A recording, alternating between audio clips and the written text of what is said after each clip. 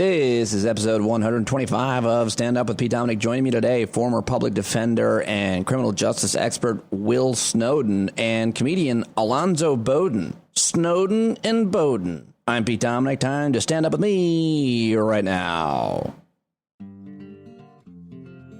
Hello, friends. Welcome to class. Thank you for joining me to learn about these important issues that we talk about here each and every day. Thank you very much for all the recent feedback and kind email I've been getting, as well as Patreon messages. If you're not supporting the podcast with a paid subscription, please do consider that and keep that feedback coming on Patreon or an email. I really appreciate it. It's been real nice. I wish I could just read them all to you here right at the beginning of the show, but I don't want to bore you. I mean, it's great feedback, and I want to read as much as I can to you, but a lot of people loved my dad on yesterday's show, by the way. So if you didn't hear that, check out the beginning of yesterday's show when my dad talked about how he basically is burning down all of his racist friends. A lot to talk about with you today on the show. Just in terms of news, I wanted to mention a few things, and I think it's so important that people realize how much is changing so rapidly in America in terms of racial attitudes. I thought that it was pretty interesting to see this Yahoo poll that said a broad majority of Americans now believe that both the police and society as a whole are beset by systemic racism. This survey, conducted June 9th and 10th, found that the mass protests across the country have triggered a sea change in perceptions of race in America. In 2016, just a quarter of Americans, 27%, told YouGov, the poll, that they approved of Black Lives Matter. Today, 57% say they have a favorable view of the movement. Do you understand how rapid of a change that is and how big of a deal it is? I don't think we do, but I'm pretty excited about that idea. Been talking about race and racial injustice for over 10 years here on the show, interviewing all the experts I can find. I continue to do that. I'm really excited to see this, what I think is a sea change in attitudes.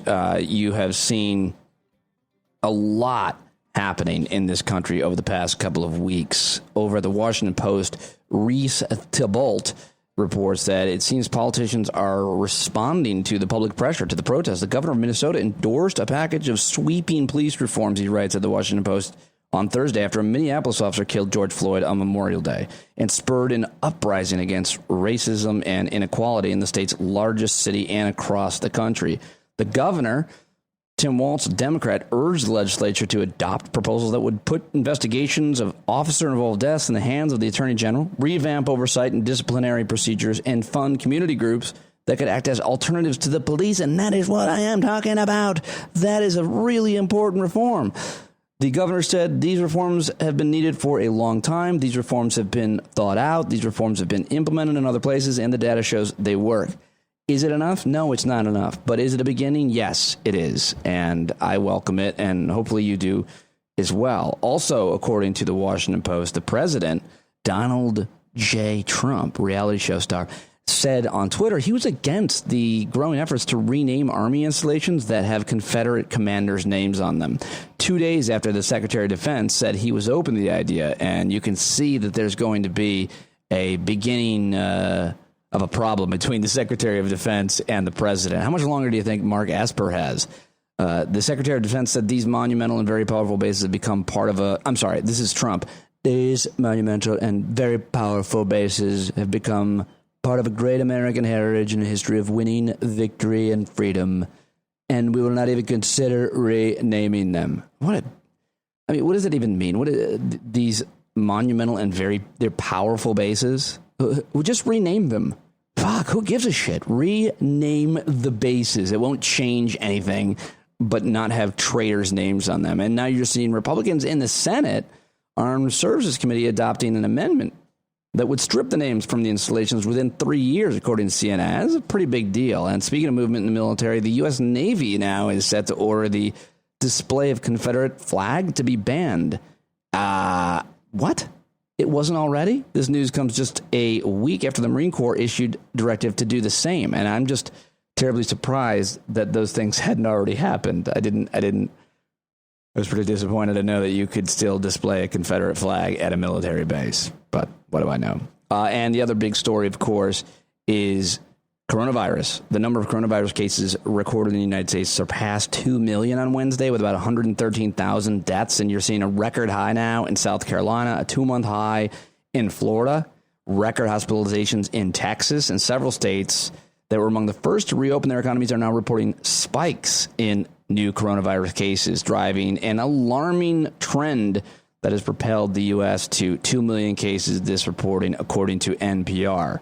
Wow. Similar scenarios are playing out in at least 25 U.S. states and territories, and new cases and hospitalization rates spurring fears that many parts of the country are still yet to reach their peak. And as a result of those numbers being reported, there was a major market meltdown yesterday. The Dow dived 1,860 points on worries of a second coronavirus wave. So a little bit of news I wanted to share with you here at the top of the show.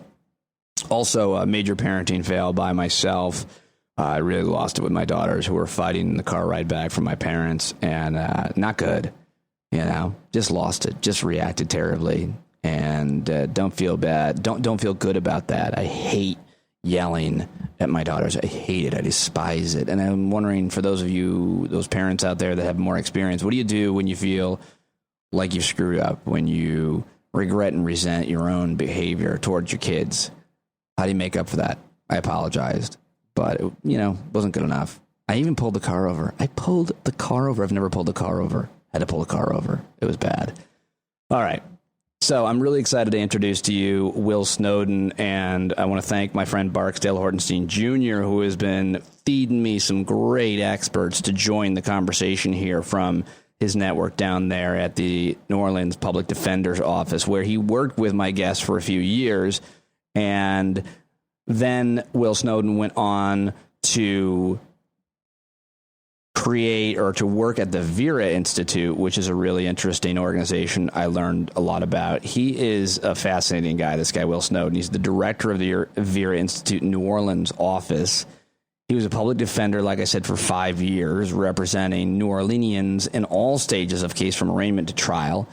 And he is an expert on advocacy around reforming procedures, systems, policies around jury duty, which we talk a little bit about, in an effort to promote diversity and representativeness in the jury box. He also launched a project called the Juror Project, which aims to increase the diversity of jury panels while changing and challenging people's perspective of jury duty. He leads workshops around the country as it relates to implicit bias, racial anxiety, and stereotypes that threat to influence actors and outcomes in the criminal justice system.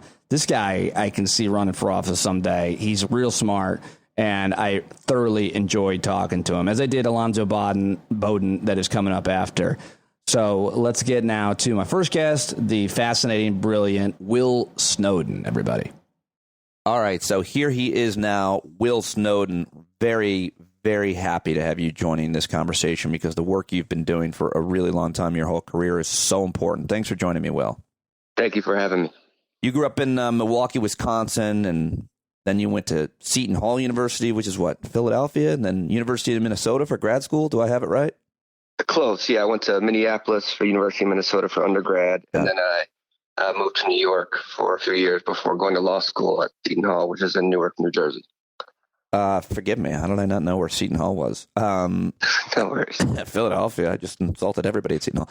All right. So at what point did you become curious or passionate about criminal justice?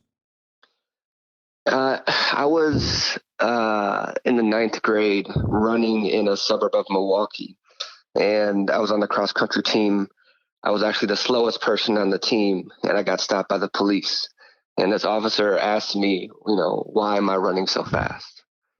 And I thought to myself, well, actually, I'm not running that fast because the rest of the team is about a mile ahead of me. But I'm running cross-country practice, and I looked at my outfit that had the shirt with the 2 C's and the arrow through it, ridiculously short shorts on that nobody would wear unless you're running cross-country practice, as my answer. And I told him, I'm running cross-country practice. And he said, likely story. Asked me for my name and my information and ran it. And I was upset. Nothing came back. Ended up running back to the high school, told my coach, told my parents. And my parents and my sister, we all went to that police station. My parents really questioned the police department in terms of that racial profiling that had taken place. And seeing my parents react in that moment, challenging authority in that instance, was really an inspiration for me to first understand that people will look at me and people who might look like me in a particular way and think certain things, and also how valuable it is to have people behind you when you know that you are not in the wrong. Wow, that's a horrible story, but it's interesting in terms of the root of where things started with you. Have you had other moments like that in your life where you were stopped by police officers or now we call them Karens, I call them men Chads, that just call up the police when you're for being black and breathing? So Milwaukee for some time was known as the Selma of the North, very segregated city. And I remember one particular time I was driving a 1996 Toyota Corolla through a suburb of Milwaukee, and I got stopped. It was probably about 11:30 at night, and the officers told me that my car fit the description of being in a hit and run. And I was really confused because there was no scratch, no dented bumper, no damage to my vehicle. And so I really just knew that the reason was BS of saying that my car looked like it was in a hit and run when there was no physical damage to it. Another instance of providing my name, providing my information, everything checks out, and I get let go. There was a time when my sisters and I went to a bowling alley in Milwaukee, Wisconsin called Petrov's. And we lived in a suburb of Milwaukee called Wauwatosa. And when my sisters and I walked into this bowling alley, we were told by one of the people at the establishment that they didn't, I forgot the exact terminology that was used, but the gist of it was, we don't want your people here. And that could only be interpreted to mean the people of color that my sisters and I represented. Now, I come from a blended background. My dad is black, my mom is white. And my upbringing and just kind of understanding of race in America has often been influenced by the family that I love and adore on my mom's side and on my dad's side. My mom grew up in Corning, Iowa. My dad grew up in El Dorado, Arkansas. And getting to know how race can bring people together, can be also push people apart, has been a unique lens in which I've engaged my criminal legal reform work, understanding that race is often a predictor of outcome in our criminal legal system. And I have to do this work with that lens, understanding that the disparities that are prevalent simply because of someone's apparent race is something that we have to eradicate as a country. Yeah, very well said. And that's the work that you've been doing for your whole career. Why did you move to New Orleans? Louisiana is the prison capital of the world. Simply put, they're locking up too many black people. And I wanted to be in a space that was trying to help change that. Came to New Orleans in 2012 as a law clerk at the public defender's office and started as a staff attorney in 2013. And was a public defender for 5 years, really, representing people charged with misdemeanors. And I even worked on a couple of murder cases. And now I work at the Vera Institutes of Justice, which is a nonprofit focusing on criminal legal reform. From a policy side, we often use data to identify problems and then try to pilot solutions based on best practices. Yeah, it's a great organization. Everybody should support the Vera Institute, vera.org, where Will works. But, what did you notice about the criminal justice system in our country? And I'm sure it differs state to state, municipality to municipality, but the idea that we lock so many people up, so many more than almost every other country in the world, 5% of the world's population, 25% of the world's incarcerated population, and when we break it down by race, it's even more horrific. Why are we locking all of these people up? How effective is it? Talk to me about some of the issues that you see with mass incarceration in 2020. So we have been blindly addicted to this notion that locking people up actually keeps us safe. And I think that actually relates to a lot of the conversation we're having today around defunding the police. But the idea of mass incarceration, this idea of confining people in buildings and institutions to promote public safety, there's actually no proof that it works, right? If locking people up kept us safe, Louisiana would be the safest place in the country because we're the prison capital of the world. We have the highest rate of incarceration, but we're not, because confining people to these buildings, robbing families of adult figures in the home are creating collateral consequences that are a vicious cycle that families have to navigate. And mass incarceration is, we have to trace its history back to slavery. We have to understand the obsession this country has had with confining Black and brown bodies. And in Louisiana, we're having conversations about successes we may have seen of reducing our prison population on a statewide level because of justice reinvestment bills that were passed in 2017. But simultaneously, as we have gotten more Louisianans home, those spaces and beds in these facilities are now being filled by immigrant detainees. And there's this phrase that says, immigrant detention is an arm of mass incarceration. And so we see instances in which we've been able to, reduce our prison population because of valid reform, but the system is poised to replace those bodies with other people. In this instance, we're talking about immigrant detainees. And the problem of mass incarceration, we cannot ignore the racial disparities that are prevalent and how these racial disparities track systems across the spectrum.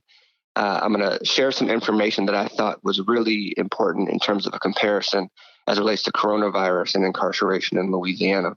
Sure. Louisiana emerged in April as kind of one of the hot spots, or maybe more so New Orleans, as a hot spot for coronavirus. But in the beginning of April, Governor John Bel Edwards shared that 67% of the deaths due to coronavirus in Louisiana were made up of Black folks in Louisiana. And then 70% of the people in our Department of Corrections were Black folks. And those disparities are very close, knowing that 33% of Black folks make up Louisiana. So we have to ask ourselves, what is at the root cause that is causing these disparities to almost replicate themselves in two different systems?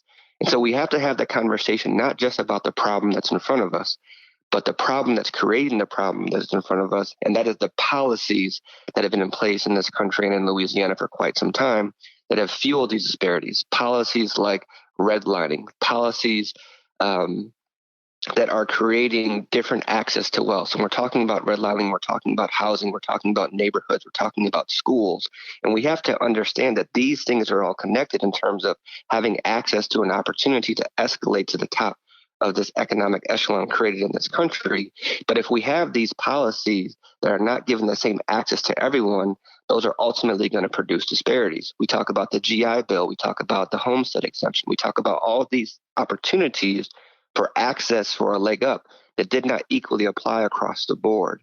And so when we come back to this conversation about disparities in our criminal legal system or disparities in our healthcare, we have to talk about these underlying conditions, not from this health standpoint of diabetes, of hypertension, but underlying conditions of these racist policies that created these problems in the first place. Yeah. So what I think I heard you just say, and I'll try to be more succinct because you were very detailed, is that we can't really have effective, comprehensive criminal justice reform if we don't also look at the underlying issues in terms of just basically opportunity for education, opportunity for health care.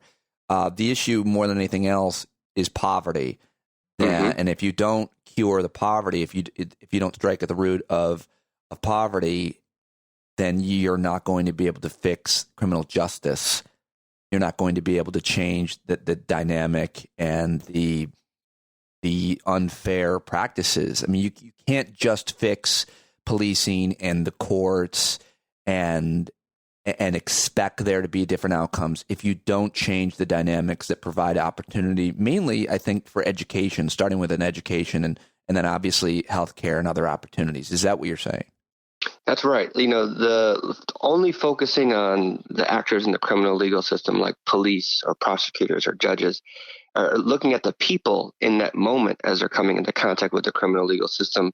That's way too late in the game. They've been on a conveyor belt that's brought them to that criminal legal system in the first place. And if we want to reduce those numbers, if we want to reduce those elements that are causing them to come into contact with the legal system in the first place, you got to move up the stream. You got to understand that criminal legal reform actually lives in the classroom, and making these connections, understanding these social determinants of health to really realize that we want to be focusing our energy, focusing our resources, and focusing our attention so much farther upstream, because by the time folks are coming into contact with the criminal legal system via an arrest, when they're in the courtroom, there's only so much that we can do in that moment to have a lasting impact on changing the community. Yeah, so much farther upstream. I like the way that you said that. Can I go back to immigrant detainees? Who are these people that are being detained? Why are they being detained? Right. So we have a understanding of citizenship, codified understanding of citizenship in the country, and what that process entails. Yeah. And so what we are seeing are people that have not gone through that process for whatever reason are being detained. And these might be people that are fleeing conditions in their home countries that are facing them with a decision of choosing life over death, that if they do not, in fact, evade the violence that is existing in those countries, coming to a safer space in the United States of America, that if they aren't going on that journey, that they may, in fact, die. And so when people are coming to this country, I understand we have a process of obtaining citizenship, of obtaining naturalization. But if you haven't gone through that process, what we're seeing is these people being detained and putting into conditions that are probably similar to conditions that they were trying to evade in the first place. And when we think about how certain individuals might be arrested that are undocumented individuals in the criminal legal system, they are now fighting the criminal legal system, and the consequences of the criminal legal system will have consequences in the immigration system, and they're almost feeding each other in this way that puts them on a track to deportation. Have these people that are now incarcerated, have they been accused of a crime, or were they just caught up and didn't have and weren't here, quote, legally? We can talk about that word, but they weren't citizens, and so therefore they are technically breaking a law and put in jail? Not entirely. So at least in Louisiana, people that might be accused of a crime will most often be processed by the criminal legal system first before they get kind of set up for the deportation proceedings. So, for example, I represented somebody when I was a public defender that was accused of a crime, pled guilty, ended up having a 5-year sentence, would have to serve the term of the 5-year sentence before being transferred to the immigration system for deportation, as opposed to just pleading guilty and then starting the deportation process. Now, that is a certain percentage of people that are being faced or that are being detained in our immigration detention centers, but that is not the majority of people in terms of they've been convicted of a crime and now are being put forth into the detention centers. That's not the main feeder that we're talking about. There are people who are living their lives, who are working, who are in this country simply without the necessary documentation, that are being rounded up and being put into these immigrant detention centers without having committed a crime to land them there in the first place. I mean, what a waste of everything: time, money, space, tax. A loss of those people and being productive people working. It's a waste for so many different reasons. I wanted to ask you about some of the most. Well, I want to ask you about drugs and the war on drugs, and how often, I don't know if you have the data, but in your experience, how often people are caught up in the system as a result of either non-violent drug charges or drug possession and so on. Because I think, to me, the most outrageous thing in America isn't just obviously the racism and the implicit biases and stuff that we can unpack, but the fact that if you possess drugs, it's against the law. I mean, a lot has changed and attitudes have changed. And obviously, marijuana legalization has been a real revolution in this country. But there are hundreds, if not thousands, maybe more, tens of thousands, hundreds of thousands of men and women in prison right now for nonviolent drug charges and drug possessions. How much of what you have seen in your career is somehow even tangentially or directly related to drugs? Yeah, so I'll give you a little perspective from my experience as a public defender and my work at Vera. The way, at least in Louisiana, the sentencing laws around even simple possession of drugs is astronomically out of whack with the rest of the country.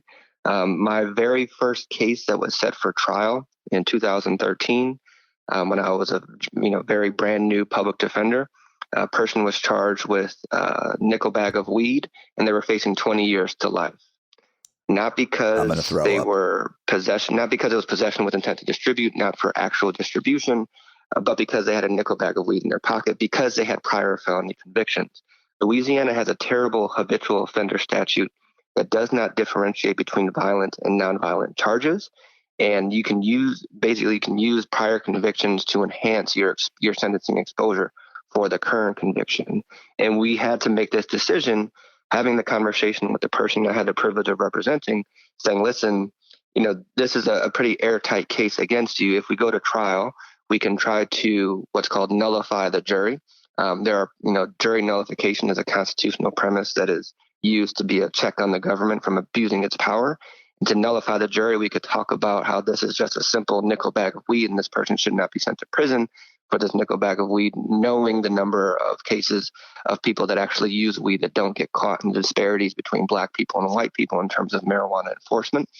We could take that risk, or we could take this 30-month plea deal that the district attorney is offering you, and you'll serve 40% of that plea deal, and you'll have another felony conviction on your record. And we think about how nonviolent drug cases or simple possession drug cases are fueling some of the spaces being occupied in our prisons. And we have to have another conversation about this differentiation between violent and nonviolent. I think low-hanging fruit is talking about getting people out of prison that are charged with nonviolent offenses. When we historically think about the purpose of jail and prison, these are supposed to be institutions that quote unquote promote public safety, or maybe sometimes they can insulate a harm that is being posed to us as a community if that person has committed a violent offense. But simply discarding people that are charged with violent offenses or convicted with violent offenses is only applying this one instance, or maybe it's a pattern of incidents in their lives, to define them who they are as a person. Brian Stevenson talks about we are so much more than the worst thing we have ever done. And if we want to really reform our criminal legal system, we actually should be thinking about how we address gun violence as a public health issue and not a crime issue. Or to your question, talking about people charged with drug possession and substance use, if somebody has a substance use issue and they need help and assistance, that's a health problem, not a crime problem. And historically, our criminal legal system, including the actors of the police, are put in positions to try to address problems of our communities that they are so poorly equipped to address in the first place. And that we haven't even gotten to the conversation about addressing mental health and people with mental illness. Right. No, so well said. There's so much to talk about here.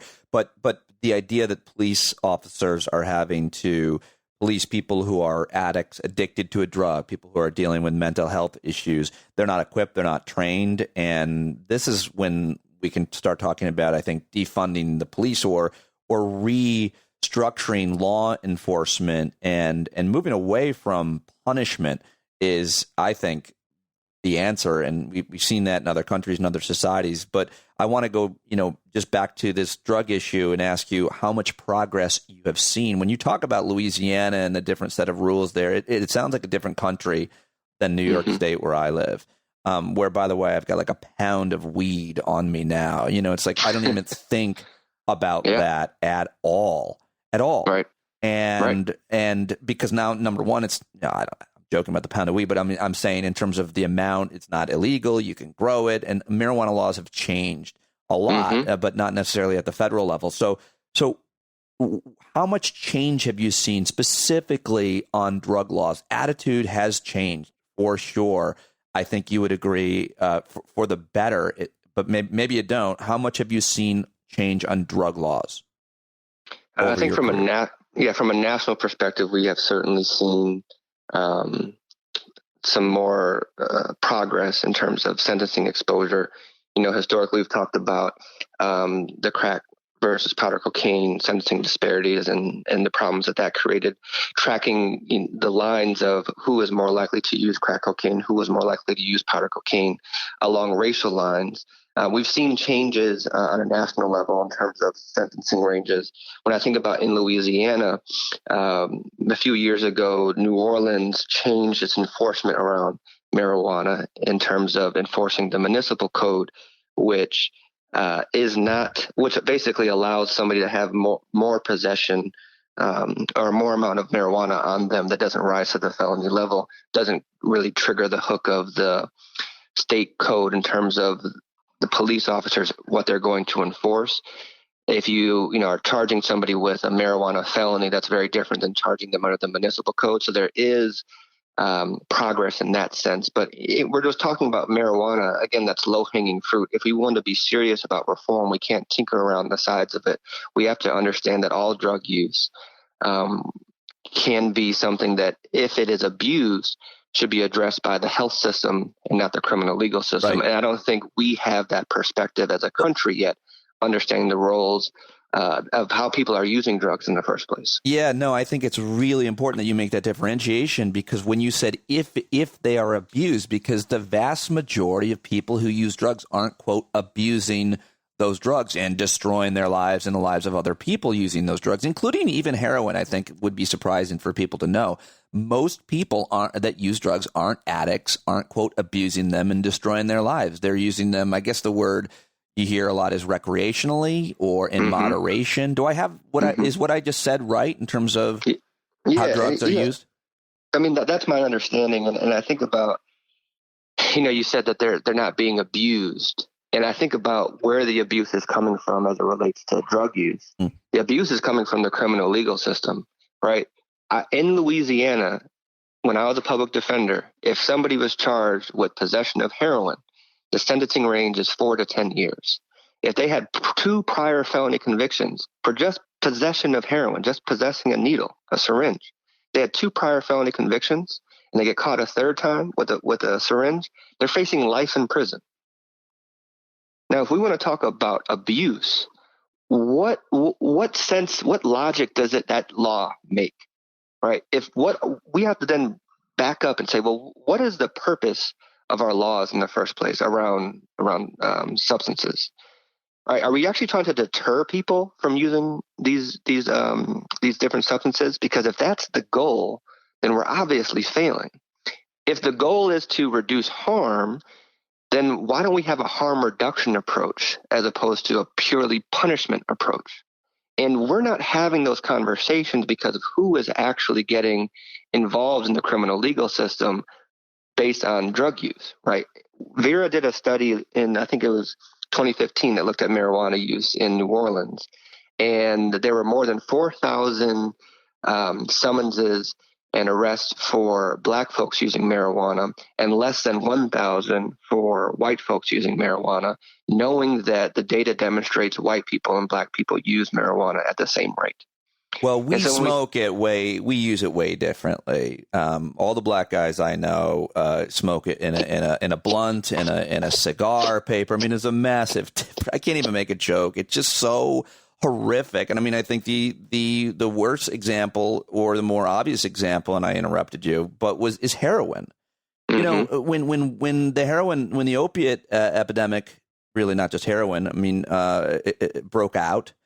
It affected and ravaged white communities, and white communities were up in arms and have more power and influence in local and state and federal jurisdictions. And we've seen there be a sense of forgiving and it being a mental health issue or an addiction issue, and we haven't been punishing them. I mean, you compare that to the crack epidemic, and it's night and day. There's a war on black bodies and black lives and locking them up for generations, as opposed to heroin, where we are approaching it, or the opiate epidemic, where we're approaching it completely differently. Can you speak to that? Well, I think you've named the hypocrisy, right? And even more so when we think about states that have legalized marijuana and those that haven't, and their difference in which 2 states over, somebody could be making millions off of marijuana sales, and the government could be getting tax revenue because of that. And other people are in prison for doing the exact same thing. Yeah, that's a really interesting way of thinking about it. In Colorado, some guy owns a weed shop and he's making money hand over fist. And in Louisiana, some guy's in prison for having a dime back. Yeah. To the point about how the opioid crisis is being approached so much differently than the crack epidemic, we ask ourselves, and you named it, what's the difference? White the difference families. Is who is being impacted now. People don't care about things if it's not in their backyard. But now, because my wife or my daughter are being addicted to these opioids. Now I'm more concerned because this is my family. This is my community. But when it was happening to the Black community, and we have this sense of othering and not worrying about our neighbors, not worrying about our fellow people in our cities, then we don't care. I also think it's wealthy. You know, I know anecdotally a couple of people who are very wealthy, successful men who lost their kids to drug overdoses, to opiates. And when powerful, wealthy people are losing their children, you're going to see change real quick, as opposed to people who are have fewer resources or whose voices aren't as loud. I mean, that's just an anecdote, but I feel like that's a major difference that we see. Yeah, and I think that's you're hitting it on the head in understanding that our legal system treats people differently. And we have this BS notion about justice being blind, right? And that's just not the case, right? No, not at all. I mean, it's focused. It's very focused. We talk about, the work that I do with Vera, and we have this commitment to advancing race equity, right, in our criminal legal system. When we say race equity, what we mean is race should no longer be a predictor of outcome for a case. And we look at the New Orleans jail population. Right now, there's about 850 people in there, which is a historic low for New Orleans. And we need to be down to 700 to be on par with the rest of the country. But we've made a tremendous progress in reducing our population in comparison to what it was before Hurricane Katrina. But what we've done it's been a failure is reducing the overrepresentation of Black males in that jail. Right now, there's about 83% of the people in there are Black males, and Black males make about 23% of the city's population. And if we aren't simultaneously including efforts to reduce these disparities while we're also trying to reduce the jail population, then we're only winning half the battle. And we have to understand that there's nothing unique or special about that's making Black people that have some type of more criminal gene in them, which is, things that have been mentioned in the past, right? If we want to talk about what is fueling these disparities, again, to the point that I was talking about earlier, we have to look at the policies in place that are creating the problems in front of us right now. Well, yeah, but we also have to talk about something that you're an expert on, which is bias. And when you see a Black body, whether they are in a suit or a running outfit, they are more likely be seen as guilty of doing something wrong, of a crime, as opposed to when you see a white body. And that is not only plays out with law enforcement, but it's all of us. It's all of us have these biases in us, including myself. So how do we change? Well, tell me, that may sound like to people something I just made up. What kind of data do we have on bias, and how do we change it? Sure. So first, let me define, there's a difference between explicit bias and implicit bias. Okay. Implicit bias is the brain's automatic instant associations of stereotypes for certain people, and this is happening at in the unconscious space of our brain. Said differently is that there are messages being transmitted in our brains at a frequency that we just aren't consciously aware of. And we think about how do these implicit racial biases get developed.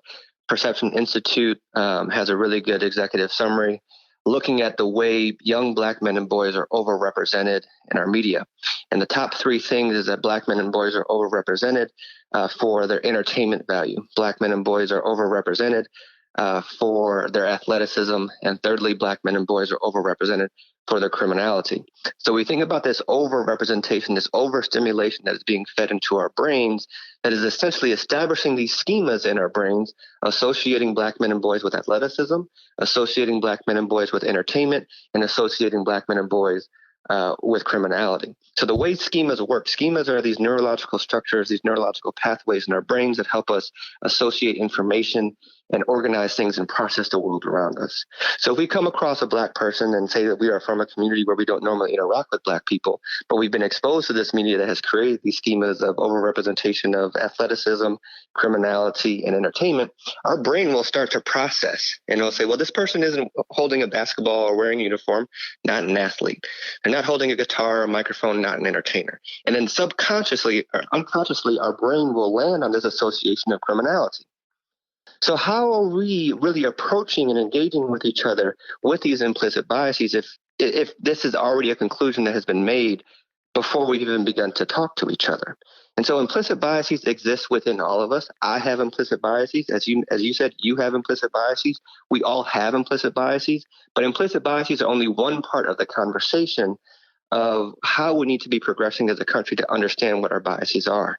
We have to also simultaneously understand and dismantle the foundational pillars that still exist today of what this country was founded upon, and that's the notion of white supremacy.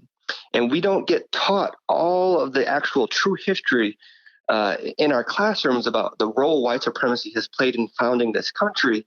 And then when we have incidents where people are being mistreated because of what they look like, we are so confused because we can talk about how we have these values, commitments to fairness, commitments to justice, commitments to equity, but we are coming and living in a country that did not apply those values the same way to everybody. I'm just taking a pause for dramatic effect. So everything you just said is, I don't know, I guess it's overwhelming because when I'm hearing you talk about it, it to me, it's like, well, how do we change the way people think about other people? How do we re-educate people on history? I think a lot of kind of my awakening about America, not necessarily about race, but America was like reading Howard Zinn's The People's History when I was like 20, and learning a history from the loser's perspective, not from the quote winner's perspective. Learning history from the oppressed, from Native Americans, from the perspective of slaves and even women in historically discriminated against populations. And that changes the way that you view, in this case, the country that you live in when you learn a different alternative history. And I don't know how. I wish I could have everybody read that book, every young person, but I just don't know how we can turn this ship around and educate people differently about what you just said. I mean, white supremacy and its role in the founding of America and today. I mean, we have a white supremacist leader. So how do we re-educate people? How do we teach people, young people especially, differently? Have you looked at that problem? I've looked at, what curriculums we have in our classrooms, and, we often come back to this conversation about education because it's something that we can invest in, something that we can help create and model and frame for the truth we want our kids actually to learn about this country. Because if they learn those truths so much earlier on, they can hopefully help prevent some of those failures from repeating themselves again. Don't you guys, don't we have, for a very specific example, I'll never forget when I learned this and I still don't know much about it, but don't we have different ways of teaching the Civil War in the South as opposed to in the North? And I mean, we don't all learn the same thing about the Civil War. I think you kind of have to start there. Yeah. We think about representations of enslaved people, right? And there was something crossed my radar on social media about how enslaved people were described as farmers, right? And that there was a kid learning about enslaved people's positions in this country as a farmer, when traditionally we think about farmers as people who, own their land, they get to invest in their crops, they get to reap the benefits of selling those crops, and it's a completely different establishment than an enslaved person.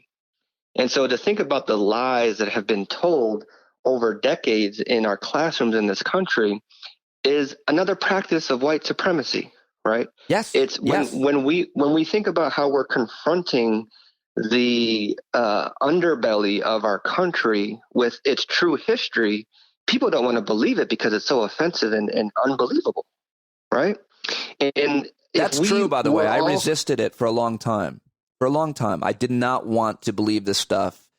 It's interesting to see people go through that change, that education of unlearning or relearning the truth about the history of our country. But yeah, sorry, go ahead. Who is going to want to unlearn this fairy tale that we've been told if we are in fact the winners and the champions in that story, right?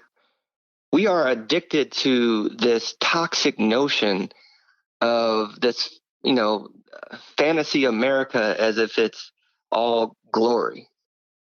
And we don't have honest conversations about who was able to actually succeed in this country and who wasn't by design, right?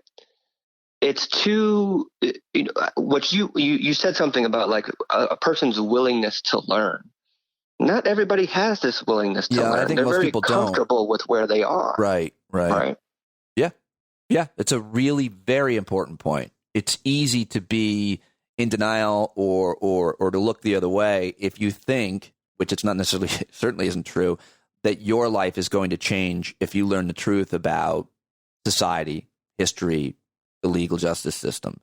Mm-hmm. And it's difficult and it's painful to see others in pain, but you've dedicated your entire life to working to change this system. And we've been talking for a while. And I know I got to let you go, but I do want to ask you, and I want to talk to you again and again, Will. I so appreciate your time that I joined me on the podcast, but I do want to ask you about the Juror Project, which is something that you're the founder of, and why it's so important.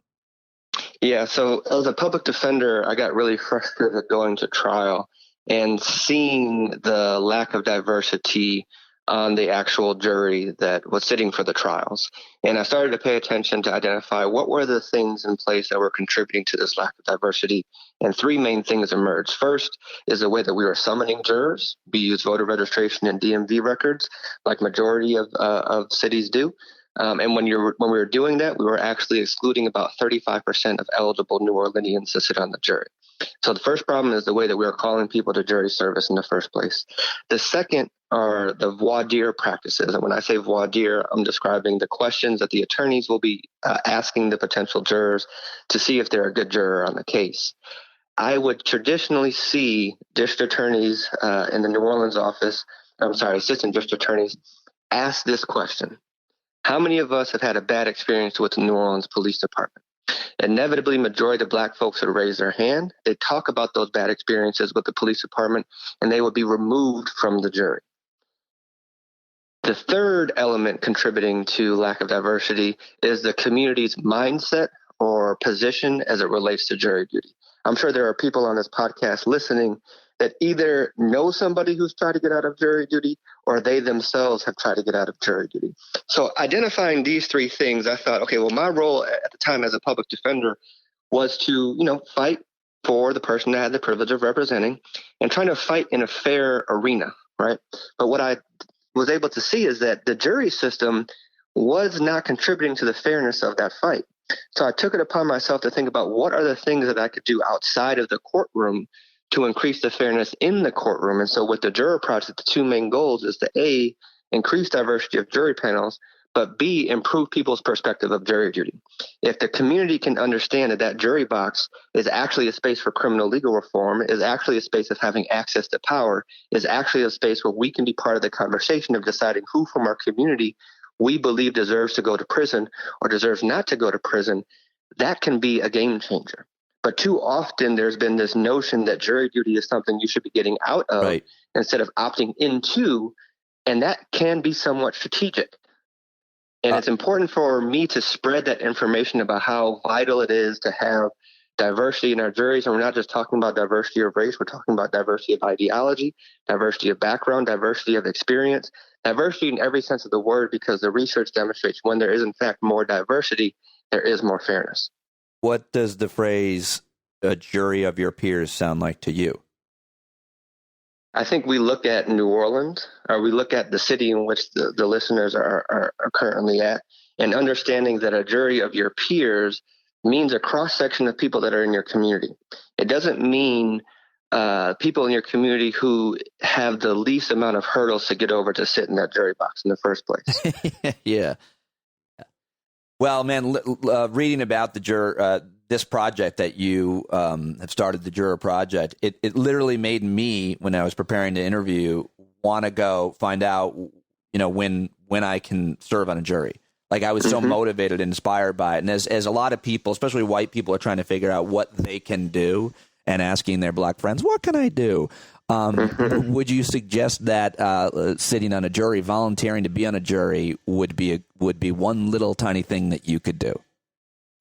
Absolutely. That's definitely one little thing. But I would leave, white people listening to this podcast with the question that sociologist Orlando Patterson posed. And it's like, white people need to ask themselves, are you prepared to make the necessary concessions that have historically advantaged you and disadvantaged Black people and people of color? Are you prepared to make those necessary concessions? Are you going to reject or accept the white privilege that might have played a role in getting you to where you are today? And so it's not just that we want people to acknowledge their privilege, but also be part of the conversations of dismantling it. I want you to be continue to be a part of that conversation with me, and I'm so honored to have you on the show. Keep up the good work, Will. Thank you so much for joining me, and let me know how I can help and what more we can all do. Thank you so much. That is Will Snowden, everybody. What did you think of him? I learned a lot from talking to that guy. Hopefully you did as well. Vera Institute, vera.org. Everybody go support that awesome organization and read what Will Snowden's writing on their blog. And I hope that he will come back. It was great. Thank you very much to Barksdale Hodenstein Jr. for suggesting him and hooking me up. All right, joining me now is a very funny comedian, Alonzo Bowden, who is a comedian. He's an actor. He won Last Comic Standing. He became a judge on Last Comic Standing. He is a veteran who has been headlining comedy clubs all in venues and arena. This guy's huge for years. And he's also a star on NPR, where he's a frequent guest on Wait, Don't Tell Me. And he's a really thoughtful guy who's got nothing but honesty to say about some of the most important issues that we talk about here on the show. And he's just great at talking about his life. And I love him. I love Alonzo Bowden. He's on Twitter at Alonzo Bowden, Bodden. And he's one of my all-time favorite stand-up comedians and people. We go back. I reached out to him a week or so ago, and I said, man, we've got to get you on the show. And we started talking off the air, and then we brought it right here to the podcast. So here now, my conversation, and it was a good one, with Alonzo Bowden, everybody. So I've got him now, and I am recording Alonzo because I want to make sure everybody gets to hear this conversation. I almost wish everybody got to hear our conversation last night, because I pinged you last week and said, I want to talk to you, and you got back to me, and then you followed up. And last night, I just immediately called you from my parents' house, where I was walking around in the middle of an open field, to tell you that I loved you. I'm so happy to talk to you, pal. It's great to talk to you, man. And yeah, last night's pre-interview was great. The thing about the news cycle is today's conversation can be completely different, because 15 things happened between last night and today. That's true. That's true. And I may or may not bring up any of them, but I was hoping, today's conversation would kind of be evergreen about your thoughts and your experience and life, moving through life in America, especially as a Black man, as a stand-up comedian, a very successful stand-up comedian. And I also think that something that's really valuable that you bring to a conversation is your entire comprehensive life experience, but specifically because as a comedian, you've been tremendously successful for a long time, which means it has led you to be traveling all over not only the country, but the world doing stand-up. And I think that your perspective, having been to every nook and cranny of this country and visited a lot of other places, I always like hearing you talk about that. And I wonder if we could start there, just in terms of what your comedy career and your travel has taught you about this country. Well, absolutely. And it's the education, and it started with my education. So when I was a kid, I grew up in New York, and I was bused to white schools. And I joke about it that I never learned to hate white people properly. I've always been in both worlds. So, but it was good because I didn't know any different, right? So now when I started doing comedy, for example, I started doing open mics around the Hollywood area versus necessarily being in the hood. And then I worked some in Black neighborhoods, Latino neighborhoods, everywhere. And it's just what you said. I tell people, like, I have been everywhere. You find out people are a lot more the same than different. That's the biggest thing I've found. Like I've worked Saudi Arabia and Israel. right? Two kind of different perspectives on life, I would think. Yeah. But what you know what people do? People want to go to work. They want their kids to be, happy, good school, maybe get a few luxuries out of life, vacation, a nice car. I've always said, if I knew how to say my boss is an asshole in 6 languages, I'd be welcome in 6 countries. Those are the universals, the extremes. There's always the extremes, just like here in the U.S., right? Just with what we're going through, you see the extremists on the right who are the really angry ones, right? The ones driving into crowds of protesters or, let's all get our guns and stand out here and be intimidating. That's not the average white person. We're at a point now that the average white person, and we talked about this, they hear us now, which is what I love. They hear us. We've been saying forever that police treat Black people unfairly, differently, violently, and even get away with murdering us. And they were always, the answer to that was always, well, what did you do? Did you not comply? Were you intimidating, blah, blah, blah. And this time people are hearing it. And the only people you see really fighting it are the extremes.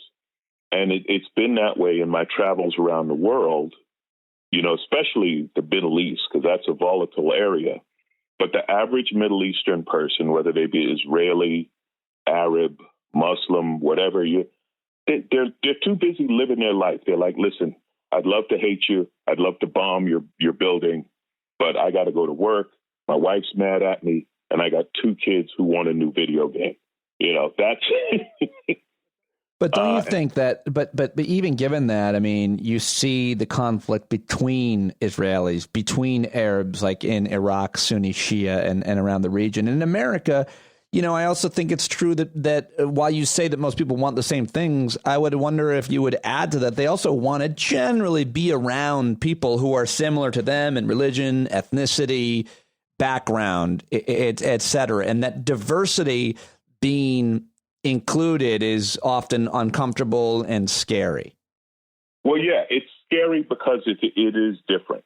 And again, this is a thing about, and this is why I've always been comfortable living on the coast, growing up in New York, living in LA, because especially New York, we were talking about this once. We were joking about, how hard it is to be racist in New York City?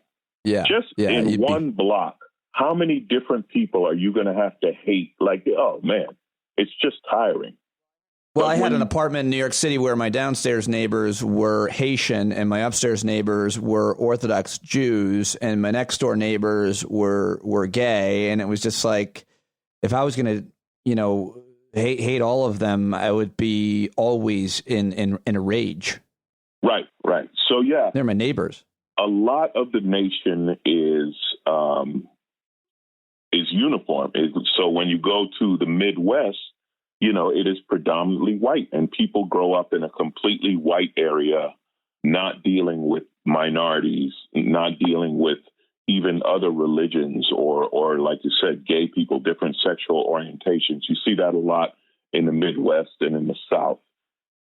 There are some people to whom, and this is my experience, right, doing comedy shows and just traveling and reading local news. I love reading local news, even though there's less of that now. It's not like the local newspapers that used to be. But anyway, finding out what they talk about. Most people are a little unsure when someone new or something new comes around, but they're like, oh, okay, all right, I can deal with this. It's going to take me a minute, And then others are, like you said, they're locked in on their old ways. Like a joke I used to do that when you travel through the South, I need it. Like when you enter a town, you know how to have that sign, population, whatever. I said, no, I don't need to know where I am. I need to know when I am. Tell me what year it is in this town. Because some towns you roll into, it's 2020. Other towns you roll into, man, it's 1850 around here, so you need to know that. And that is particular to the South. particular to the South, where they still have that Confederate mentality, that white supremacist mentality. It's absolutely driven by fear. It's driven by fear of change. It's driven by fear of new. And in the comedy world, I don't deal with it a lot because they're not coming to my show. This is another thing in comedy. They would be more likely to go see you, right, a white male, expecting like, oh, yeah, this guy's going to believe what we believe. Like when they see my picture up there, they're not coming into my show expecting, well, this guy's probably a Trump guy, So I don't deal with it as much. I think one of the funniest was, and this is way back in 2008, this is in the Sarah Palin era. I was in Grand Rapids, Michigan, and I was doing some Sarah Palin stuff. And this guy called me a communist. And the joke for me became explaining to the crowd what a communist is and why he's mad about it. Because remember, the Cold War ended, 20 years before that. So it was like, let me tell you what he's saying. Because they were like, communist? What the hell does that mean? It was an outdated heckle. But I feel like there's a little bit of a difference with you in that you're not a no-name comedian, in that you are a very successful, well-known guy. And before they see you, they pretty much, people know Alonzo Bowden. They know what to expect. He's been out there for a long time. A lot of your comedy is available. You've done a bunch of albums and specials. And I just wonder if they treat you differently based on already being familiar and, to that point, comfortable with whatever you're going to be saying and bringing. Well, you would think that. And it is true. My fans, a lot of NPR fans, a lot of my stand-up fans come to shows and they know what to expect. But even Wanda Sykes, this was really funny to me. About 2 years ago, Wanda went on tour and people were getting up and walking out because she was making fun of Trump. And it was like, who would go to a Wanda Sykes show and not expect her? So the point being that no matter how big a name you are, no matter how much you think people know, there's always a percentage of the crowd that will come in and either they have no idea what who you are, or I don't even know what drives them. But and again, this is something because every comic's got it, right? When they hit you with, well, comedians just stick to comedy, don't talk politics. That just means I don't agree with you. That's all that means. It means I don't agree with you. So you should. It doesn't mean it. Yeah, exactly. It doesn't mean it's not funny. It means you don't agree with it, and so maybe you don't think it's funny, but the rest of these people do. That's a great interpretation. I actually have that experience as an audience member. Believe it or not, when I was 16 years old, my dad took me to the Syracuse, New York Civic Center to see George Carlin, and he started doing jokes about abortion, and a bunch of people in the section we were sitting in got up and left. And I'll never forget, because my dad was outraged, not that they would leave because of that, but that they would pay for a thing and then leave. He was consistent even at sporting events. When we were at Syracuse University football games and Syracuse was losing 500-0 in the fourth quarter with 2 minutes to go, people would get up and leave. My dad's like, you paid. Stay till the end. You paid. But yeah, I mean, Carlin, walking out on Carlin, like you didn't know what he was going to be, anti-religion, preposterous. Good example. Right. So I don't know what the thinking is. Like, why would you come to the show? Just like me, like there's certain situations that I'm going to be like, you know what? I probably don't need to be there. Like, I'm not going to go to an NRA convention. Chances are I will not agree with what they're saying. But you do have a price. How much to get you to perform at one? You perform at it. You take the you take the money and you donate to some gun control organization. There's no word more difficult to agents than no. They're like, well, can we negotiate? Can we start? Now, Alonzo, I want you to hear me out. Yes, it's a Klan meeting, but they're open-minded. They're looking for a black comic. Hear us out, Alonzo. Listen. What we do, it's a Klan meeting, but we're routing it through a Southern tour. So you see, after the Klan meeting, you go to Atlanta, and you do Atlanta. So you Freaknik. It's the Tuesday night. We got to fill the Tuesday. Yeah. Gotta fill the Tuesday. So, when we were talking last night, you were telling me a story about, I guess it's, for those who don't know, Alonzo's big motorcycle enthusiast, got a bunch of bikes and loves riding them. And are you in a gang or not? Nah, never joined a gang. You don't have any kind of jacket or patches or weird helmet? No vests, no patches, no Sons of Anarchy. None of that. So nah. You were saying that you were potentially ending a long-term relationship with someone who worked on your bikes. Can you tell me about that, or is that private? No, it's not really private. This is the tough thing, and this is what happened. I should have asked that before. Sorry, I realized that was okay. It's okay. So this is the thing with social media, right? And I think a lot of us have had this experience where someone you've been dealing with for a period of time, whether it be on a personal or professional level, they post something on social media, and now I have to question the relationship. So I've been doing business with this shop forever, and the guy's daughter, and I know he's Republican, and that's okay. I mean, we don't talk. We don't talk politics. We don't get, like, we've had a couple of little discussions, and it's okay.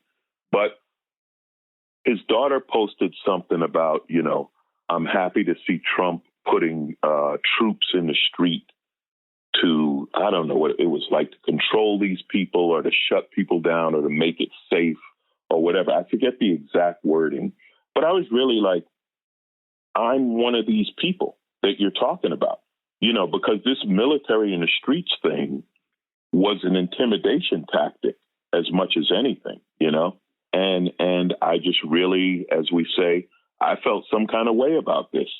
So I'm having to rethink that relationship and take my business elsewhere, because with economics, money talks, and I'm not comfortable spending my money with somebody who thinks it's okay to bring the military out when I have a complaint,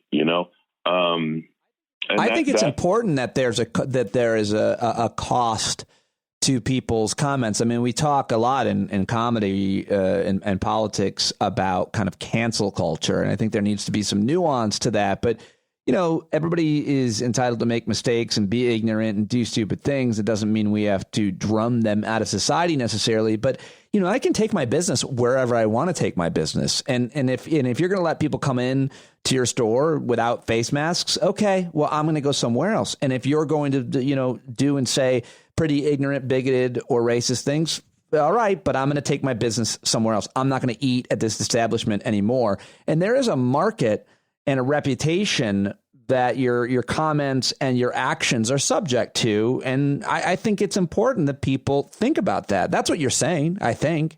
Right. And the corporate culture, I've had this come up.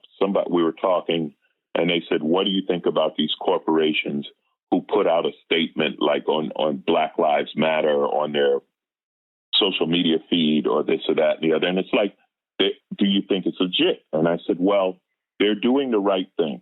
They want to be on the right side of history. Do they believe it? Don't they believe it? But what really counts, and I see corporations doing this, and I like it, is they're firing people when they find out. Like recently, there was some idiot who was doing him and his brother, I think it was, he was kneeling on his brother's neck with a bunch of Confederate flags outside as a protest went by. And, social media, you got no secrets. It was posted right away. He works for FedEx. And FedEx reply was basically, not anymore. He doesn't. They fire him. These people who do these things, do these racist things and are called out on social media, I think that's the action of the corporation. They're firing them. They're like, no, I don't want to be associated with this person for whatever their motives. They're like, I don't want this person representing my business, et cetera. And I think that's great that corporations are doing that. Yeah. Did you hear? I just saw this morning. Have you ever heard of this show, Vanderpump Rules? Yeah, I haven't seen it, but I've heard of it. It's one of those kind of, I don't know, MTV generation things. Yeah, it's like a reality show. It takes place at some restaurant in where you live in LA, I guess. And It's one of those shows you and me are too old to watch, but I know what you're talking about. Oh, yeah. I haven't watched anything since Survivor season 2. But it was interesting. I only know about the show actually because of a friend of mine dated one of the women on the show, and now she's in the news this morning. It's public now. Her name is Stasi Schroeder. I forget. Anyway, she and another woman have been fired from that show because of they had called the police on a black woman who was on the show for something that she wasn't even involved with. They identified the wrong person. And the point of me bringing that up is I think that we're starting to see what we saw with the Me Too movement, where men's sexism was being outed and they were fired from their jobs. I think we're starting to see that with racism, and your racist past commentary and actions might now get you fired from your job. I feel like we're at the beginning of that. What do you think of that, especially as a comedian? Well, listen, people talk about freedom of speech, and you do have freedom of speech in this country, but you don't have freedom of speech without consequence. Okay? In other words, you can say whatever you want, but there's no guarantee you won't be penalized for it in your job or something else. Now, as comedians, yeah, we've all said something. We've all done jokes that, not all, but a lot of us have done jokes that as times change can be interpreted differently, right? And it's something that may be held against you. But I can't not do a joke now. Like, what is this, 2020? I can't not do a joke now thinking, man, in 2025, this might not be funny anymore, you know? I did a show at the Laugh Factory, and Dom Herrera he hosts this show back, when we used to do live shows at comedy clubs.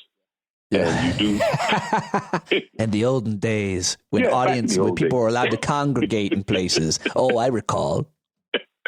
So you do your 5 minutes and then you sit down and talk with him. And he asked a great question. He said, what joke did you have? What bit did you have that you can no longer do today?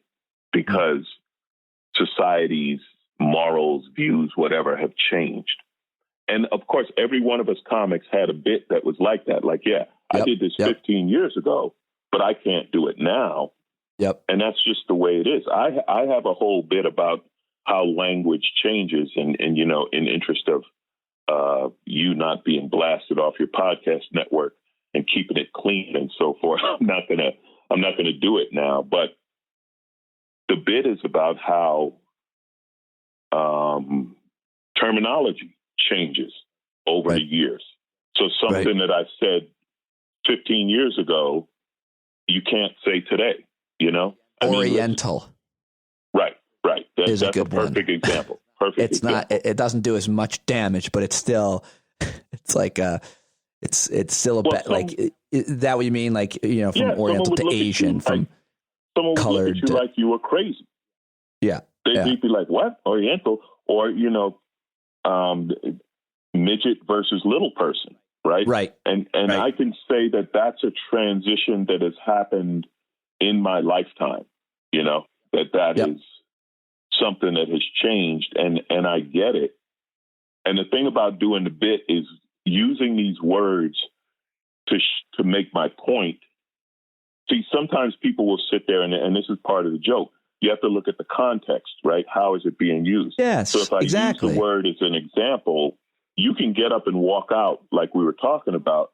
I can't help that because I can't not use this word as an example, right? When they started with the N-word, I was like, I had no idea this many people were holding back on dropping N-bombs, that they were waiting for a code word. They were waiting for a code word. So they're like, I need something. It's like, wow, that was funny to me. So times change, language changes. The thing about this Vanderpump thing, who knows with these shows, although on a lot of these shows, what's coming out, and this is particular to Black women, and it really is something that Black women suffer from. They're judged differently and they're disrespected, and it seems to be okay, and that is a big problem. And that's the problem on this show, where the Black woman on this show is being treated differently and less than the blonde white women on the show. And it comes up, I think, on Orange is the New Black, where this one woman was being paid so low compared to everybody a cast else. member, right? Yeah, cast member. She was getting so much less money. And it's weird. It's one of those things, as you know, you don't know what everyone else is getting paid, right? Everyone negotiates their own deal. But hers was like ridiculously lower than other people working for this same network on other hit shows. And so for this Vanderpump Rules or whatever, good. Let there be a penalty for it, because, you know, black women, this is another one of these situations where they haven't been heard. They've been saying this and nobody's been listening. So now if somebody starts listening and says, oh yeah, that's wrong, or you can't say that, or whatever. And then they also, another thing black women have to deal with, and this is the stereotype thing, right? The angry black woman, right? So the moment she complains about something or brings up some, oh, she's just one of those angry black women. And it's like, no, she's a professional with a legitimate complaint. You know, well, I wouldn't. I've never really understood that. How could you not be angry as a black person? How could you not be even more angry as a black woman? Like I would never be surprised. I heard, who is this woman? Kimberly Davis, an activist whose rant went viral. I think Trevor Noah played it, and then John Oliver played it, and she said something at the end of it like, "You should be happy that all we want is equality and not revenge." I was like, "Yes, I am." Because I could understand why you'd want revenge. I could understand, you know, generations of injustice. How could you not be upset or, quote, angry? Like, I'm not surprised. I don't. Right. I don't know. I guess I have more of a bandwidth for a minority being upset than I do for some, you know, privileged person of privilege. She talked about the level of anger to where you burn it down. She's like, this is why we're burning it down. But I will tell you, again, on a personal level, Pete, if I get angry because of my size, you know, I'm 6'3", 250 plus, right? And, you know, used to be in hella good shape. Just me getting angry is considered a threat, you know? Right. And we've seen, I mean, again, I joke about it because I'm a comic and that's what I do.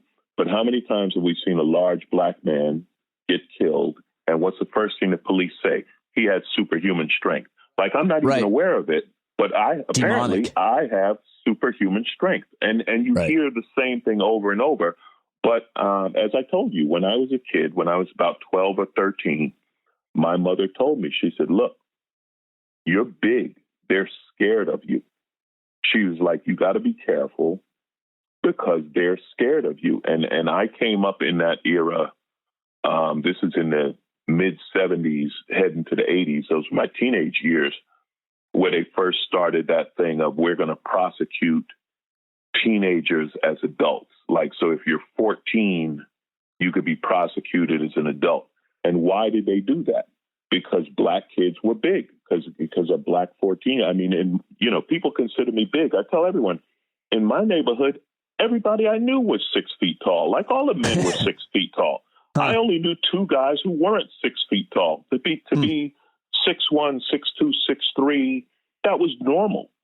That was just, And I even hoped, I was like, man, I hope I get to 6 feet. Like, I remember that. And when I was like 15 and I hit 6 feet, I was like, phew, I made it. You know, that wasn't like, if you're in a black neighborhood, there's no such thing as a big black guy. He's just a guy. He's just a guy, you know?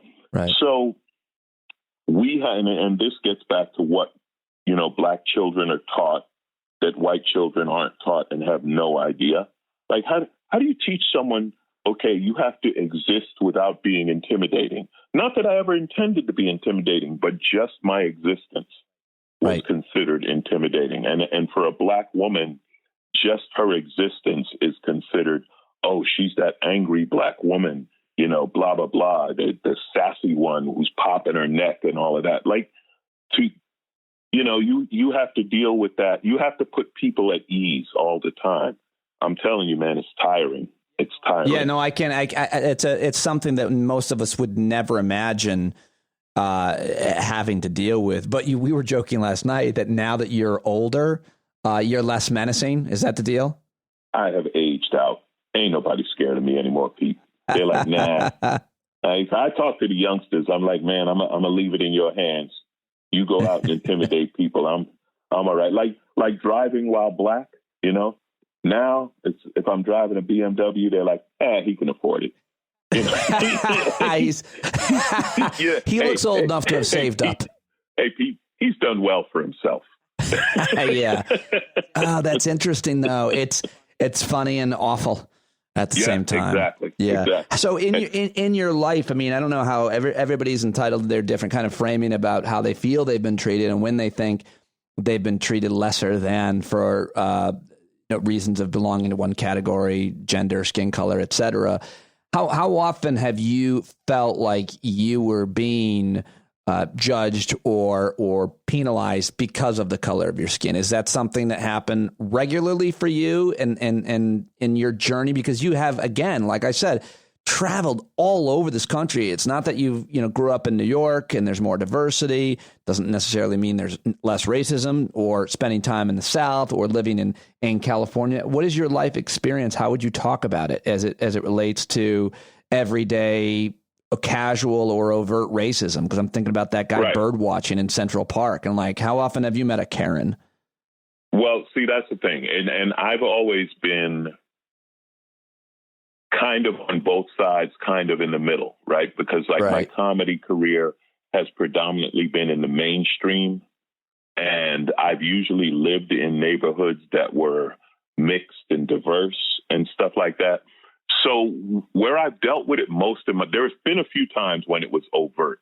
I remember getting a paycheck. I think it was about $1,200.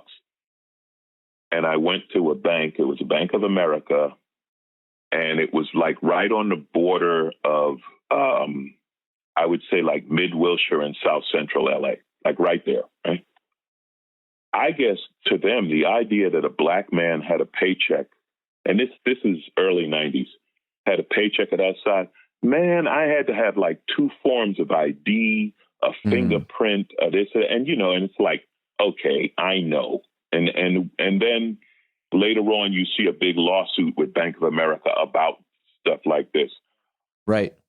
What I deal with, Pete, what I've always dealt with is, and this is what I don't like, is that question, is that I wonder if this is because blank, they're generally not overt. I mean, I've dealt with overt. Listen, I was outside of Beaumont, Texas, and I had one of those cops that came like right out of Central Casting. You know what I mean? Like, you follow me, boy, and go downtown. And I'm not making this up. You walked into the city hall, and there was a sign that was like, Judge, Justice of the Peace, marriage license, fishing license. And you open the door, and it was one guy. It was one guy. And he said, how much money do you have in your pocket? And I'm like, well, I'm a member of AAA. And one of the benefits of AAA is like when you're out of town and you get a ticket, they take care of it so you could pay it when you get home. He like, I didn't ask you all that. How much money you have in your pocket? Pete, wow. I had $150. He slammed his desk. Fine, $140. Left me with $10 and told me get out of town. Wow, right out, I'm telling you, man, right out of a movie. So I have dealt with that, and I've dealt with watching white women cross the street. I even used to do a bit about it because it would happen so much that it was comical, and it was like, we're fast too. Like, don't think a street's going to save you. We're pretty quick. I can get across. So I have to use the humor to offset it, but I have dealt with that. But the biggest problem is when you're not sure if you're being treated differently, right? And people say it doesn't happen, and then there's such proof. Like in Wisconsin a few years ago, there was a statewide class action lawsuit that car dealerships were charging black and brown people higher interest on the same car and the same car loan. You and me could walk in with the same credit score, buy the same car, and I got a higher interest rate. And when it's so systematic that there's a statewide lawsuit, but when you're buying your individual car, you don't know that because I don't know what interest rate you got. Right. You know, so that's the kind of thing where you just have a feeling, man. You have a sense like something's wrong here. Something's not right, but it's difficult to prove. And that's the systematic racism we talk about. And people deny it exists, but it absolutely exists. It absolutely exists. Yeah, and that's just one minor example from recent times. We can go all the way back to, redlining and housing covenants and the rest. I wonder how you think, Alonzo, how you would frame where we're at today. I was reading earlier about how Angela Davis, who's one of the most respected civil rights activists of her generation, says that she's never seen such a global challenge to racism. Do you see it similarly? Do you think this time is different? Why? Absolutely. Well, just on the side note of Angela Davis, I met Angela Davis last year. And when you meet someone like that, like you're not just a person, like you're an icon, you're in the history books.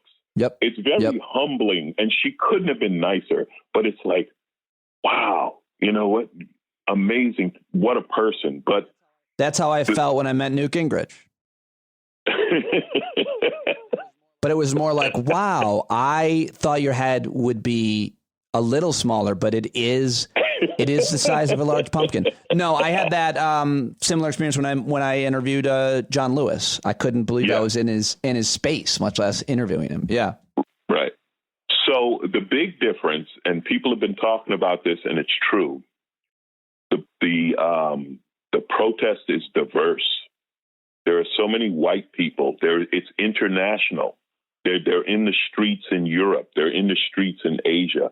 And I compare that to apartheid, when the world finally told South Africa, enough. Like worldwide, they were like, stop, enough. And I hope that we get the message. Now, it's so difficult here because the Trump administration, they're like so entrenched in the racism that when the rest of the world protests, they shift into nationalism, right? And this is America. You don't tell America what to do and all of that. But even just... or individualism. You don't tell me what to do. Nobody tells me what to do. Yeah. That's the thing with the masks. That's the funniest thing with the mask. You're not going to tell me what to do. And it's like, well, we're just asking you to be courteous. We're just asking you to be courteous. But what I was going to say about the protests, over the weekend, I took part in a couple of protest motorcycle rides where we rode through LA, and it was really cool. But I was in places like Brentwood, and you'd see a family on the corner holding up Black Lives Matter. And the idea that these parents, white parents, are teaching their children, who the kids somewhere between 5 and 10 years old, that something is wrong in society. That's what's and not so only white different. parents, but affluent. That's a very affluent neighborhood because I think that there's a lot of class issues, obviously, too. And the wealthier and more affluent you are, the more likely you are to self-segregate, I think it's fair to say. Right. So these are people who this doesn't affect them. You know what I mean? But it does, because they're like, I want it to be better for my kid or whatever, you know. And getting into that whole nationalist, America first, blah, blah, blah. It's like one of the reasons I think a lot of people are so upset, and this is big on the left wing, because they know we can do better and we should do better. You know, the United States of America, we're supposed to be leaders. So we should be doing better. And this racism thing is America's dirty little secret that's being outed. That, again, we've been talking about this forever, all of my life. But for whatever reason, a number of things have come together to be a, quote, perfect storm. And now people are hearing us. And now people are hearing it, and they're looking at it. And I hope it's sustainable. Now, you know, the level of protest in the street is not sustainable forever, but I hope the action to follow is sustainable. Yeah. Yeah. I hope you're right. Do you think there's any way, we were talking about this last night too, to identify why it's different right now. And, you know, the pandemic and obviously this litany of videos and I guess just there was something uniquely horrifying and indignant about watching that cop hold his knee on his neck, on George Floyd's neck. Like that was, we saw that with Eric Garner. I think it was similar in Staten Island, a chokehold, but it was different.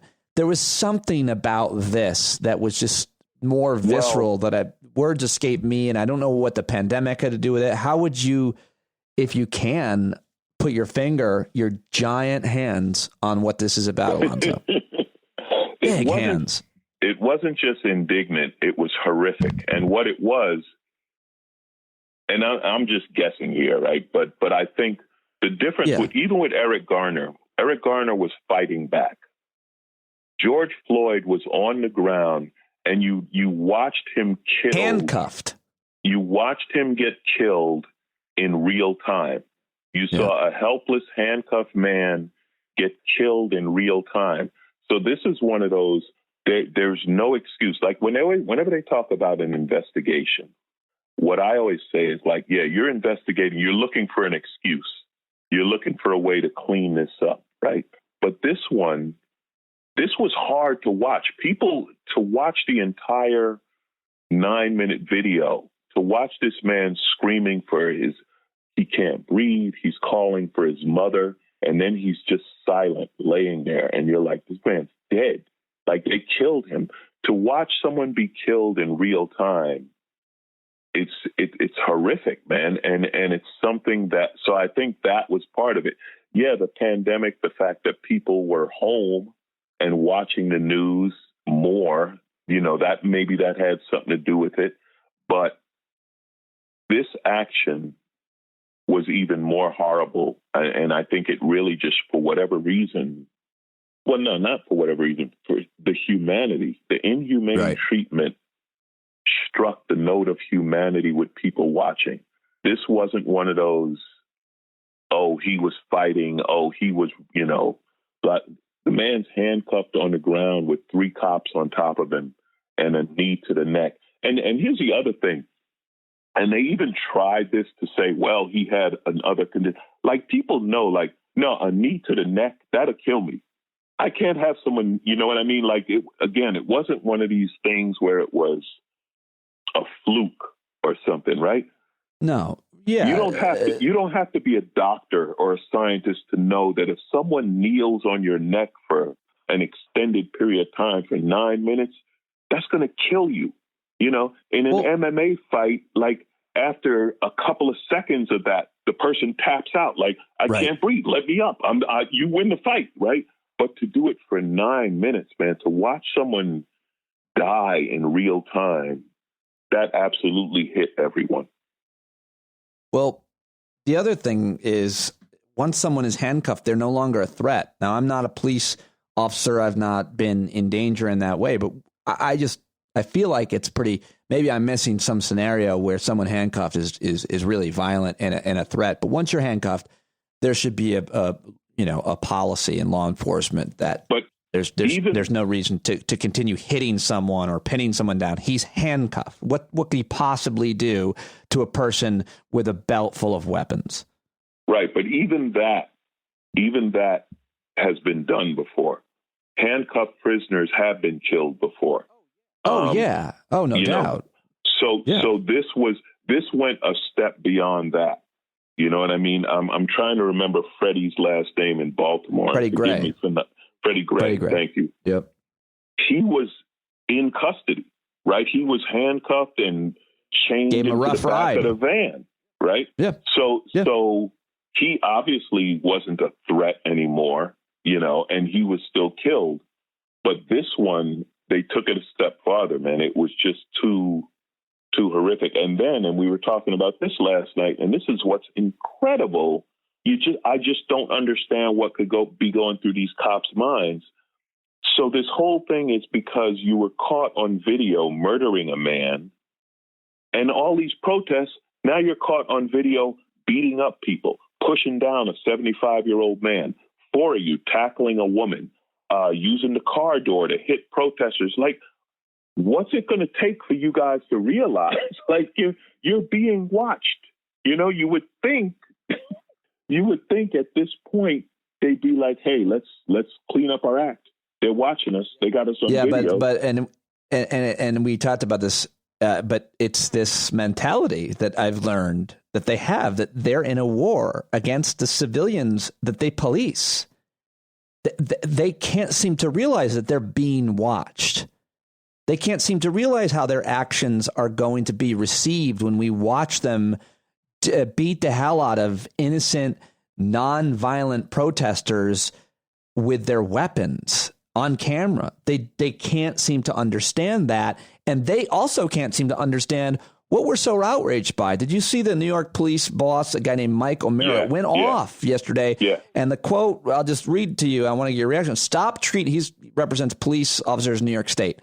Stop treating us like animals and thugs and start treating us with some respect. Our legislators abandon us. The press is vilifying us. It's disgusting. How do you respond to that guy?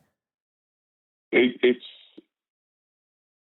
you talk about someone who doesn't see irony. Stop treating us like thugs and animals. Really? Really? How do you say that? How can you be so tone deaf and separated from reality that you would actually say something that Black people have been saying to you since day one? You know? And the other thing that was pointed out, and I think it was Jamel Hill who tweeted it, but there are no Black cops behind him when he's like in his group, right, that's yelling and screaming and foaming at the mouth. There are no Black cops. You talk about being in no man's land. To be a Black police officer right now, unbelievable how tough that must be. Just, you know, yeah, that's got to be tough. Trayvon Free, comedian writer, he tweeted about that guy. They've been treated like they treat Black people for 2 weeks, and they're having a mental breakdown. Right. And then the other thing you see, and I saw this, and I didn't get to read it, so I don't know the exact details, but apparently in Arizona or in Tucson, they're making it illegal to video the police while they're, you know, like, really? And it's so funny because these are the places that are always yelling about their freedom, right? Arizona was one of the big places where this is America and I can get my hair cut, you know, right. I got free, you know, and it's like, but you don't want us to videotape the cops. You don't want us to shoot the cops on video, treating us like thugs and animals. And yeah, I'm looking it up right now. What's going on in Arizona with filming police officers? But I mean, yeah, it's the transparency. I mean, that's what's changed a great deal. That the rest of America, white America, non-Black America, is finally seeing what all Black America has known for generations about law enforcement and how they treat people. And it's like, that's why the word woke, or, you know, I actually think that's, as much as it's overused, it's a good word, because we're waking up to the truth that we have only heard about or not heard about or denied by seeing video after video after video. You can understand why they don't want to be filmed, why they don't want transparency. And it is that. It's denial. It's absolute denial of what's been happening. You know, it was going back to Rodney King. When that happened and when that was on video, you know, one of the things said in the Black community was like, well, that's only news to white people. Right. Like Black people knew that, especially here in L.A. You know, I was living in L.A. then. I've lived in L.A. a long time. And the fact that if you ran from the cops, you know you were going to get beaten. That was just part of the procedure, that when they caught you, they're going to beat the hell out of you. You know, just like if you were in a high-speed chase. And they showed this. If you were Black or brown in a high-speed chase, when that car stopped, they just started shooting. Right. They just start shooting at whoever was in it, you know. And then you see a white guy, Dylan Roof, gets arrested for killing 9 Black people at a church. And they're like, you hungry? Should we stop and get you something? They brought him to Burger King, I think. Or they brought Burger King to him. Either way, he was treated differently. You know, and not to mention these protesters, everybody is juxtaposing the reopen protesters that were white, overwhelmed, well, entirely, let's be honest, with their guns, raiding state houses, and nothing happens to them. And yet nonviolent protesters without guns are being tear gassed and shot with rubber, and beat the shit out of it. The gun thing has been coming up. I've been reading and receiving these posts about Black people arming themselves and the Second Amendment. And I get it, but I don't think that Black people, like that Second Amendment right, you Doesn't get a bunch of Black people walking outside with rifles, especially if they're those military type rifles. Yeah. That's going to be a bloodbath. It's not going to be about you're allowed to, you know what I mean? And again, this is the discrimination. This is the double standard. But I don't want to see a bunch of Black people getting shot in the street for exercising the Second Amendment. So that is one that is really, it's a delicate, double standard, scary balance, because it's definitely a double standard, but it would almost license them to open fire. Black people with guns are criminals and gangbangers, and white people with guns are patriots. Right. And I think it was Chappelle. I think it was in Chappelle's special where he talked about it, like the quickest way to change gun laws. It might have been Chris Rock. I don't remember who, but the quickest way to change gun laws is for Black people to start buying guns. Right. You let Black people start buying AR-15s or whatever the hell it is, the military assault weapon, which the moment you say that, gun people start saying it's not technically an assault weapon. It's blah, blah, blah. I'm not going to get into that. I'm just saying that let Black people start buying a bunch of those and watch how fast that assault weapons ban becomes real. Yeah, we saw that in California in the 60s, and I don't think much has changed. They deny it. That's what's comical to me. The comical thing is the denial, because it's I don't argue with those people because it's a willful ignorance, right? It's like the all lives matter people. I'm not going to argue with you because you know exactly what Black Lives Matter means, and you're just pretending to be dumb, and so I ain't got time to waste. There's a certain percentage of the population, their mind is made up. Right. Don't confuse me with the facts.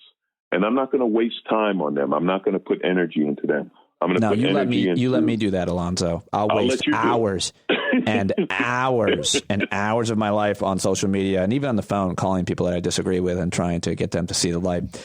All right. Well, I got to jump, and I really appreciate your time, pal. It's so great to catch up with you last night and then again here on the show. And I thank you for joining me. You're one of my all-time favorites, and I look forward to having you back anytime you want, pal. It's so great to talk to you, and I hope to see you. Maybe we'll see each other someday ever again. That's what I was going to say. I look forward to us doing this live. Imagine both of us in the same studio talking to each other without a glass in between us or anything else. Yeah.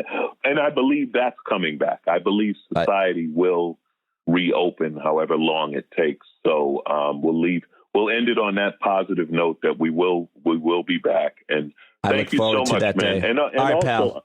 Thank you for continuing to fight the good fight against these knuckleheads to whom you couldn't pound sense in with a 5-pound sledgehammer. So bless you, my friend. Bless you. Thanks, pal. I really appreciate it, man. It means a lot to me. Take care, Pete. Isn't he great? Isn't Alonzo great? Please follow him on Twitter. And if you ever get the opportunity to see him live, definitely take it. Buy all of his stand-up albums and just say hi to him. Tell him you heard him on the podcast. That's all I've got today here on a Friday. And I appreciate you checking it out, supporting it with a paid subscription. I'm here every day. So I can't do it without you. Go to patreon.com/PateDominic or just check the paid subscription link in the show notes and join our community of over 600 really thoughtful, amazing folks who I'm hoping will meet up with me pretty soon. Like, let's do this. Let's do a hangout. Should we hang out? Who wants to hang out? Tonight? Tomorrow? This weekend? On Zoom? I'm up for it if you're up for it. I miss you guys. Who wants to hang out? We got to figure out our next date, and our next guest as well is going to join us in a hangout. Planning to do that next week as well. All right, out of time. Thank you very much for listening, and know that you're not alone. I'm right here with you, and I look forward to talking to you. Reach out. Let's connect.